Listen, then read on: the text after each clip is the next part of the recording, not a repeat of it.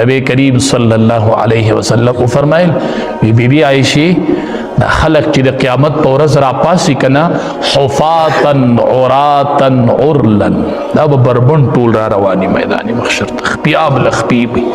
چا سره به پیزاروم دی ښه دا کپڑے برا سره نه ښه دا صادری بنی دا پګړی بنی اس پم دی حفاتن عراتن عرلن خپیاب لخپی بربند به میدان محشر ته را روان دسی سخت منظر بھی دا خلق برا روانی میدان محشر ته برا ټولیږي ړومبې به چاته کپړې غوست ړومبې به کپړې چاته میلاویږي په آخرت کې به د ټولو نه ړومبې کپړې ابراهیم علیه السلام ته میلاویږي د ټولو نه ړومبې زمونږ او ستاسو نیکه ابراهیم علیه السلام ته به کپړې میلاو شي نو بی بی عائشہ رضی الله تعالی عنها نبی علیہ السلام ته وایي الله حبیبه خلق به یو بل ته خلق به یو بل ته نه ګوري دي کې به زنانا نارینا خلق به یو بل ته نه ګوري وي نبی بی عائشہ اب دسی حالتی کنا چې د خلقو د سترګې به دسی په بره ختلی بعضی وخت کې سړی ناشنا سشي وي د سترګې په ځای ودرېږي د سترګې د خلقو نه دي دا به دسی غړېدلې بره ولاړي په ځای به ولاړي دا به کته کېږي یومئذ شأن یغنی باغی ورځ به د خلقو یو حالت به هر سړی به خدای زما بس کیږي ما ته تله لګي دلته به نبی علیہ السلام ولاړي دلته به آدم علیہ السلام ولاړي دلته به کرامن کاتبین او دعا الکتاب عمل نامی بروړي به درته دسی کیږي دلته به کتابو لګي دلته آدم علیہ السلام دلته نبی علیہ السلام او تا به پیش کی چر مخې تشه او چې دې عمل نامه ویلي دی بو چې لا یغادر صغیرة ولا کبیرة الله اکبر دې عمل نامې خو زمان نه رکوټې ګناه پرې خېدنلو او خدای ما خو دا ګناه نه ده ما خو په لار کتلم او پس خزم نظر ولګي دا خو ګناه نه ده او دا خو لیکل شوی دی مې د پلان کې سړی کپلې لنډې دي د تو ګور او هغه په ګناه کې لیکل شوی الله اکبر لا یغادر صغیرة ولا کبیرة خدایا دی خو نه رکوټې ګناه پرېښې دی او نه یې غټ ګناه پرېښې خدایا ما بس خو عمل نامه کوله شوه داسې یو لویه صفه به ورته کوله شي یو ګناه به ښکاره کېږي یو ګناه الله اکبر داسې سخته ورځ پرته ده مړه زامن المال والبنون په زامنو داسې ډېر مه دوکه کېږئ ښه زینت الحیات الدنیا الله وایي دا د دنیا زینت دی په دې اړه مه کلکوئ ښه په دې اړه مه کلکوئ ځان له د آخرت ګټو کې د دواړو جهانو سردار فرمایي ښه وی لا یلج النار رجل بکا من خشیت الله الله هغه سړی جهنم ته نه داخلي ښه چې د الله د یری د وجې نه د هغه د سترګې نه اوښکه وبهیږي صرف د الله د یری نه الله لویي ورته یاد شي د الله مخې ته ودرېدل ورته یاد شي چې الله ته به حاضري کومه بکا من خشیت الله نو دې ویریږي د یری د الله د وجې نه په جړه شي داسې د اوښکه را روانه شي چې دا اوښکه د الله د یری د وجې نه راووتله دا سړی الله جهنم ته نه داخلي حتی یعود اللبن فی الزرع سړی پی د څاروي نه الوشي دا پی دوباره غولانس ته تلی شي څنګه چې وایي دا پی نبی علیه السلام وایي دوباره غولانس ته نشي تلی نو داسې چې کومې سترګې د الله د یري نه اوښکه توی کړي دا جهنم ته نشي تلی ښه چې د الله لویي ځان ته کله ناکله یادوه خوشي ځای کې کښېنه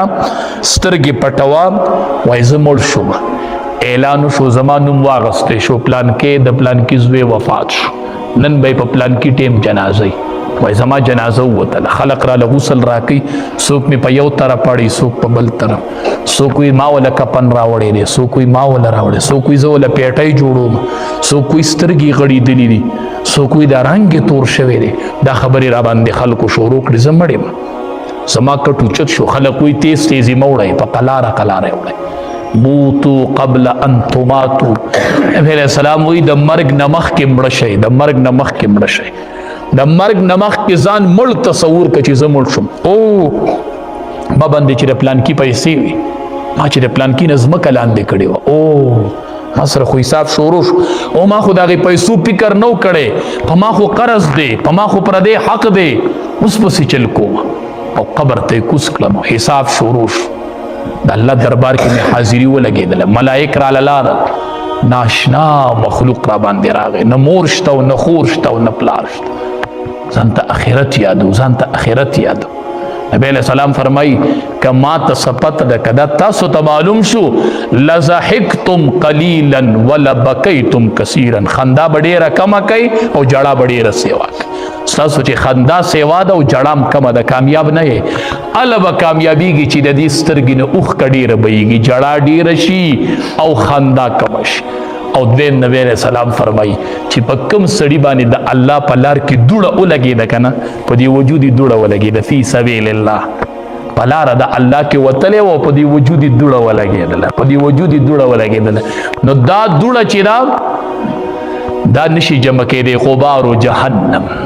دخان جهنم، دا لوړه دا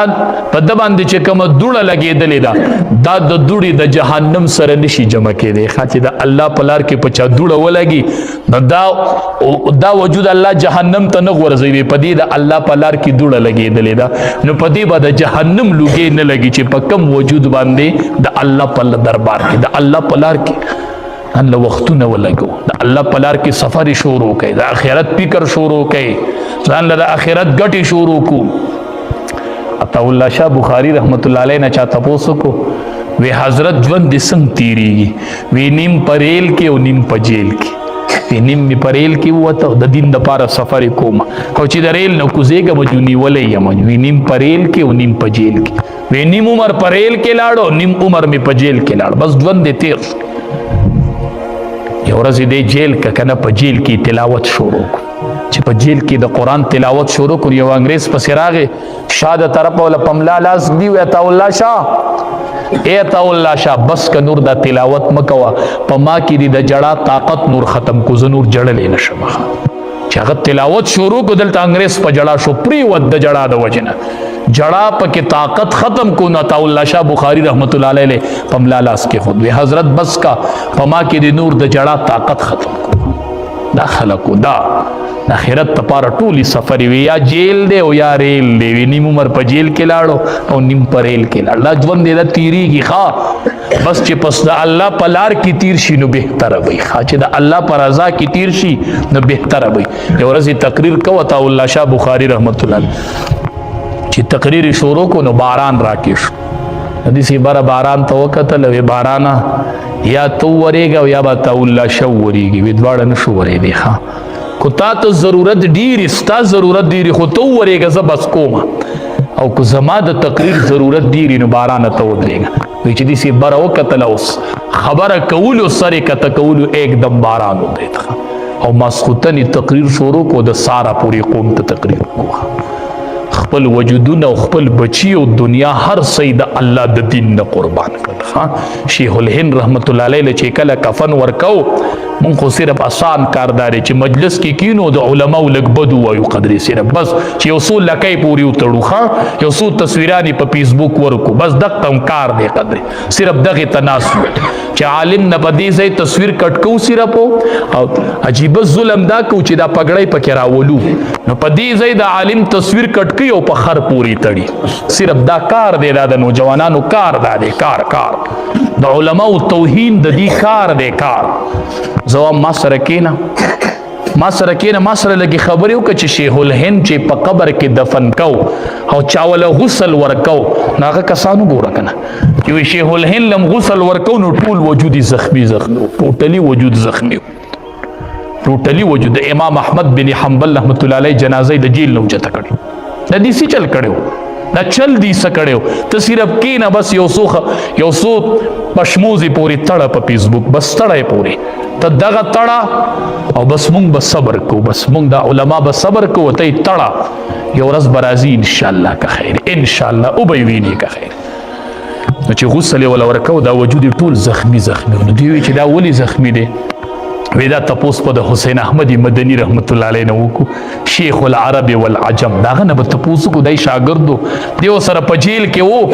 نو چې د حسین احمد مدني رحمت الله علیه نه تپوس وکړو، هغه ورته وی دا زما د استاد راز و، په ژوندانه مې نه ښکاره کړی، خو ما دی چې کله په جیل کې و که نه ما به دله اوبه ګرمولې، د شپې به حسین احمد مدني رحمت الله علیه اوبه داسې په وجود پورې ونیولې داسې چې د تهجد ټیم براتونه د اوبو هغه یخوالی به یې مات کړی، حضرت ته به یې پیش کړی، هو ته په دې تهجد وکړه. دا علما پیژندلي دي، دا د علماو ماضي کتلې ده صرف اسې خبرې کوي. یو ورځ چې حسین احمد مدني رحمت الله علیه وده پاتې شو چې اوبه حضرت ته پیش کړي شیخ الهند ته. هغه اوبه یخې وي. وی حسین احمد دا اوبه یخې دي؟ وی دا اوبه هره ورځ یخي حضرت. تاسو چې په تړ مو اوبه اودس کوئ دا حضرت ما په خپل وجود پوری نیولی نو زما د وجود گرمایش دا یخ مات کی زی تعالی درکم. وی ما نه به کله نا کله جدا کو په جیل کې خان توري وبو اسیری مالټا تپوسو کوي تپوس چې دا په کوم جیل کې وی دې به ما نه کله نا کله جدا کو نه چې دې به واپس راغی دا رنگ به زیړ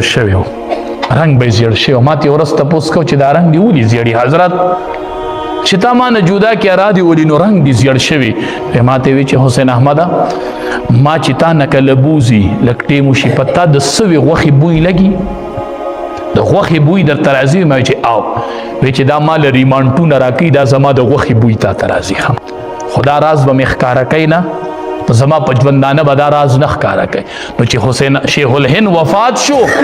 او قبر ته زخمی وجود لاړ نو حسین احمد مدني رحمت الله علیه وی دای دله په جیل کې ریمانټونه ورکول ځکه دا زخمی وجودي قبر ته وړي. ځان له خو اخرت آباد ک کنه دنیا خو اسی دنیا را المال والبنون زینت الحیات الدنیا. خدا یو خبره مسلمه یاد کوي مسلمه ځان سره ویلی کوي په پرچیو کې دی وای دا یو خبره د کړي وا یاد ساتي چې د علماء توهین مکوي کاغه په هر میدان کې دي خدا عالم توهین مکوي. دا په دنیا کې د برداشت نه دی او په آخرت کې خو ځان د آخرت تباہ برباد کول دي. آخرت کم از کم د فیسبوک او د موبایل په پاڼه د علماو نم د لاسونه راون غاړي دا درته کلکه خبره کوم غره سبا به جاړي په دې دنیا کې به جاړي چې دا به سکړیو. نو د علماو د توهین د جبر راون غاړي لاسونه راون غاړي خپل بچی راون غاړي. وای علما د قوم خیر خوا دي په دې منبر چې څوک کینی کنه دا د قوم بدخوا کې دي چې په دې منبر کې نه مو تاسو ته غلطه خو نه وکم زه به خدای له جواب ورکوم چې په دې مصلی ودرېږي او قوم ته غلطه خو نه کوي دی به خدای ته ودرېږي کنه. دا مصلی د چاوا دا منبر دا د حسنینو د بابا منبر دی خان دا د چا منبرو دا د هغه حسنینو د بابا منبر دی چې یو میاش پتی دشمن لري او روب په ورزید وی نبی علیہ السلام ورځ عمر فاروق رضی الله تعالی عنہ تقریر کو د نبی علیہ السلام نو سیر راغی وی کوش زما د بابا د منبر نوې ته ولی زما د بابا په منبر تقریر اترا کوش وی دا خبره درته چا کړی نه خپل خبره د زما د بابا منبر نه دی خو قربان د صحابهونه نبی علیہ السلام منبر چې 3 پاونه وو ها نو نبی علیہ السلام په دې 3 پاونه کې نصبر نو چې کله وفات شو نو ابوبکر صدیق رضی الله تعالی عنہ بیا په 2 پاونه کې نه د مرګ پوری په 3 پاونه نه دی ناس خاوی په دې امام الانبیاء ناس او چې هغه وفات شو نو عمر فاروق رضی الله تعالی عنہ په 3 پاونه کې نه په دې 2 ابوبکر صدیق ناسوخه دسی ادب او احترام صحابه ویزوخه چې تقریر په کوا د بیا کې ناس تقریر شروع کو خلق ته وی دا راکوز زکه شوما چې د چا د بابا منبر وغیرہ ته وی چې مکه په تقریر جرا کوش حضرت بیا وی چې زکه و په بیا د حسنینو د بابا منبر دی بیا په تقریر کوما دا د حسنینو د بابا منبر دا امانت ته څنګه ستا سنت تپوس کیږي د سی بزمون د علماء د دې منبروم تپوس کیږي خا د دې مصلی برانم کیږي. الله دې مونږ له اول د عمل کولو توفیق راکړي. قیامت کې به یو کسي د کلمې به بار پرتی او دې به دې سي ګرځي په کلمو به دې سي ګرځي غیر چا پیر خلق مولا راشي به چې هغه نه وي هغه مونږ ته چې به دې خې خبرې کوي ته خو هغه نه وي مونږ ته چې به دې دا کوي او دا مکوي دې ورته غیم کنه التقریرونه چې به دې مونږ ته کول هغه نه هغه یم کنه نو دا ولې دې ورته ما به تاسو ته وی او په خپل به مې په عمل نه کوونن مې دا حال خدای زمون عمل نسو کې خدای مون خوایو خدایا د دې خلقو چې په مون علماء کم ګمان دي خدای مونږه هغه شانته جوړ کې خدایا دی وې دا نیکان دي خدایا د دې نیت دالي خدای مونږ دې ته مختورن کین په دنیا او په آخرت کې خدایا مونږ باندې دې حالت مراولې خدایا زمون د ټول آخرت آباد کې خدایا آخرت هم آباد کې خدایا دنیا کې د چا څه پریشانی دي خدایا مالی دي جانی دي ځوانان دي بیماران دي خدایا رشتہ رشتي نشته دی رشتي شته دی خدای خو اولاد نشته نیک عمل او صالح اولاد ولا ورک یا الله د چا رشتي نه د جوړ رشتي نیکانی رشتي ولا ورک خدایا یا الله د بچی د ټول د والدینو تابعدار کې خدایا د والدینو نوکران کې خدایا د والدینو خدام کې خدایا د دې ځوانانو په ځوانو کې برکت ورواچ ځوانانو ځوانیم په دین زړې کوي ښا د عرش تلان دي چې اوه کسان ولاړي په یې کې یو شاب نشأ فی عبادت الله هغه ځوان وي چې په ځوانۍ کې د الله عبادت کړي ښا ځوانانو ځواني د عبادت ټیم دی یا الله د دې ټولو ځوانۍ په عبادت زړې کا خدایا د علماو سره چې دا څومره خلق مینه کوي مونږ سره کوي نورو سره کوي خدایا د امو د کمان راشي خدایا پیسې ټیکټونه وختونه دا ټول ولګي خدایا او مونږ لراشي خدایا مونږ سره اس نشته دی خدایا ته ول د دواړو جانو خوشاله ورکه یا الله دا مینه د اخرت د نجات ذریعہ وګرځي خدایا چې دا سترګې پټ شي نو د علماو دا فری مینه ورته یاد کړي خدایا دا پری چې به صحابه په پیغمبر مېونو خدایا دې سی پری په علماو باندې خدایا د علماو په صف کې ادرو په میدان محشر کې خدایا بچی حافظان او عالمان کې خدایا زمون اخرت آباد کې اللهم صل علی سید